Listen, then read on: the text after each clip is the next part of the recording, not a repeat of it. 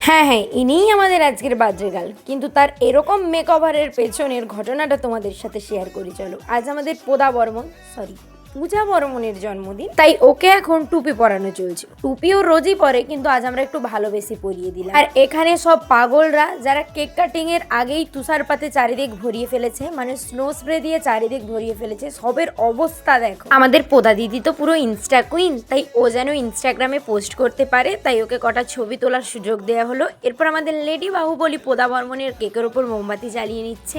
এই মোমবাতি জ্বালানোর একটাই কারণ, বিশ্বাস করো, এই মোমবাতির আলোটা দিয়েও যেন ওর অন্ধকার ভবিষ্যৎটা একটু আলোকিত হয়। এরপর আমাদের পোদা দিদি কেক কেটে একে একে সবাইকে খাওয়ালো, কিন্তু এই কেক কাটিং এর পর আর কেউ সুস্থ ছিল না, বিশ্বাস করো। আমরা হোলির সময় এক হতে পারিনি, আমাদের এক্সাম ছিল, তাই আমরা হোলির আনন্দটা এই দিনে নিয়ে নিয়েছি। এটা বাজরেগাল কেউ বলবে গো? অবস্থা দেখো সব, এখানে তো মারামারিই লেগে গেছে। আমার মনে হয় বন্ধুরা একসাথে থাকলে এরকমই হয়, তোমাদের ক্ষেত্রেও নিশ্চয়ই এরকমই হয়, কমেন্টে জানিও।